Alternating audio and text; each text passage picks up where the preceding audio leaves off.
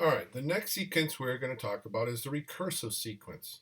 This again is a sequence function where the next term in the sequence is determined by the values of the previous terms and not the value of n. These are a pain. They're very difficult. And when you look at the way they're described, oh no, went backwards here.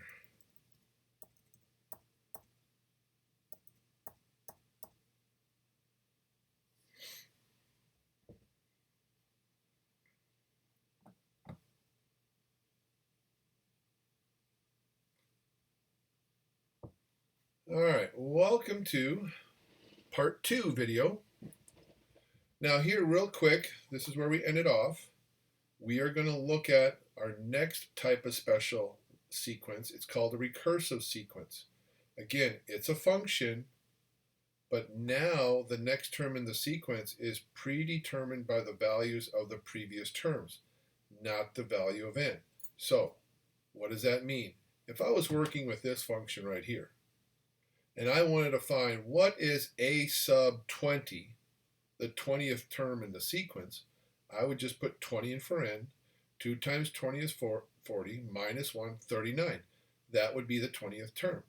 However, here, you're going to have to find the first term, the second term, the third, the fourth, the fifth, because you have to find the terms before it.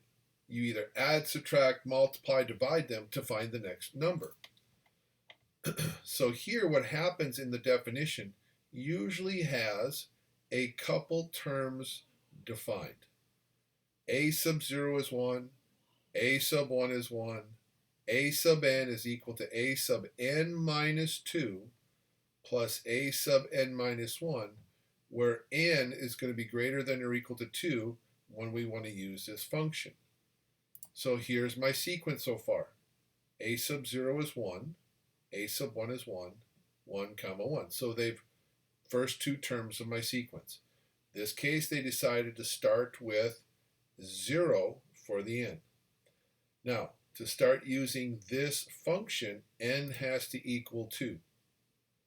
So that means this 2 goes in for this n, so that's a sub 2. Then 2 minus 2 for this a, plus 2, a sub 2 minus 1, that's this term. So a sub 0 plus a sub 1. So in essence, the next term in the sequence says you've got to go add the two previous terms together, and that's the next term in your sequence. Then when n is equal to 3, we put a 3 here for this n, a sub 3 minus 2 plus a sub 3 minus 1, which becomes a sub 1 plus a sub 2. Okay, that's 1, and this 2. 1 plus 2 is 3. When n is 4, a sub 4 is going to be a sub 4 minus 2 plus a sub 4 minus 1. That's 2. That's a 3. A sub 2 plus a sub 3. Okay, a sub 2, that's the 2. A sub 3 is 3. 2 plus 3 is 5. Wait a minute. 1 plus 1, that was the 2 previous term. There's a pattern here. The 3 came from the 1 and the 2. The 5 is coming from the 2 and the 3. There it is.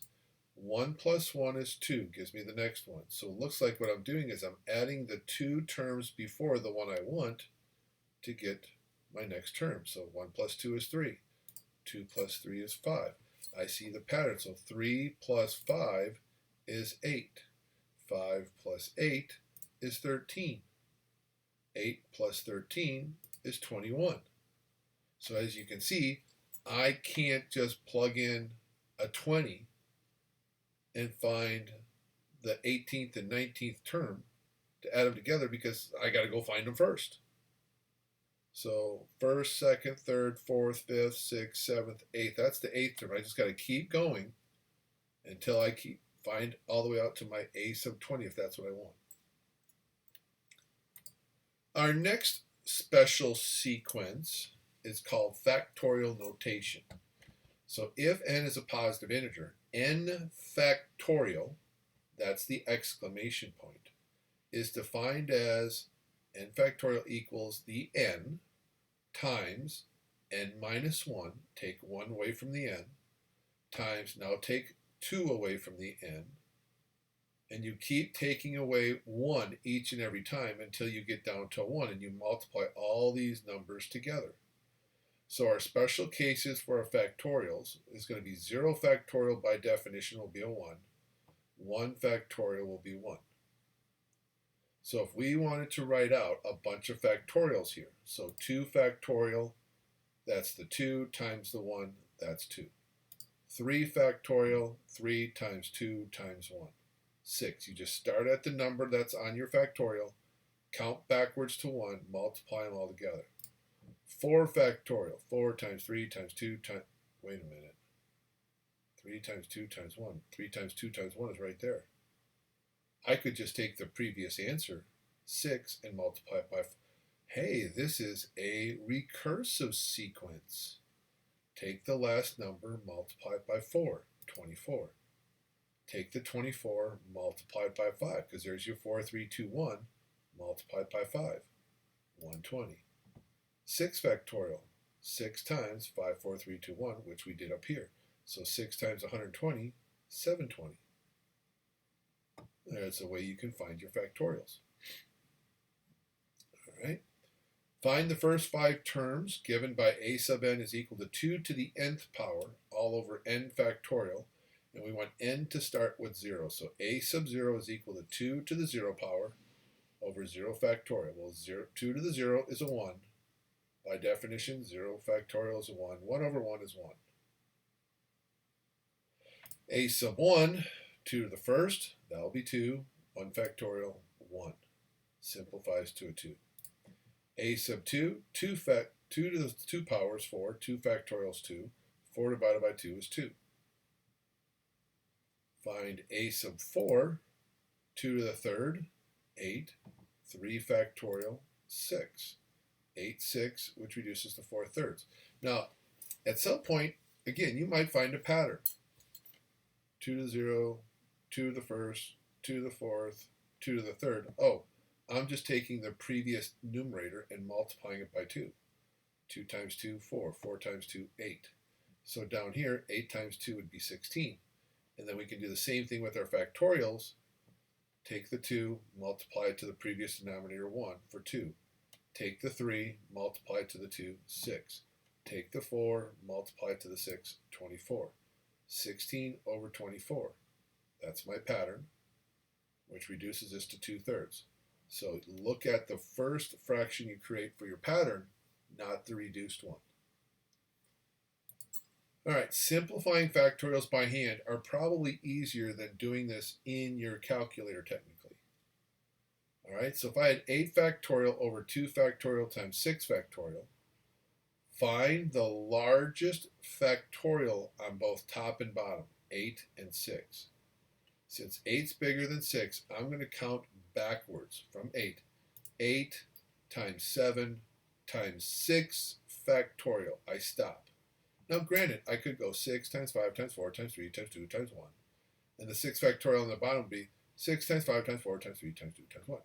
But my question is, why write out an extra 5 factors, another 5 factors on the bottom, just to slash them out? We can just cancel the 6 factorial. And the 2 factorial, since it's not going to match up with anyone on the top, we'll just list this out as 2 times 1. And so that way the 2 can go into the 8 4 times. My 6 factorials cancel each other out. 4 times 7 is 28. I'm done.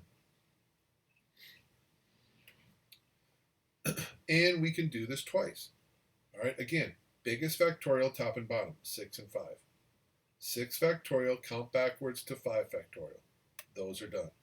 Now 3 and 2. 3 is bigger. Count 3 backwards until it hits 2 factorial. Then stop. So it looks like this. Here's my 6 factorial. 6 times 5 factorial. Stop. It's a match. On the bottom is 3. I count backwards. 3 times 2 factorial. Stop. It's a match on the top. We got all kinds of canceling. 2 factorials cancel. 3 can go into 6 twice. 5 factorials cancel. Oh, the answer is 2. 2 over 1 is 2. And if they give you variables, don't panic. We can still do this. N factorial, remember the definition on the previous slide, is n times, now n minus 1. Hey, that matches the bottom. Sorry about this factorial blending in over here. So that's now n minus 1 factorial. With this n minus 1 factorial, they cancel out. The answer is n.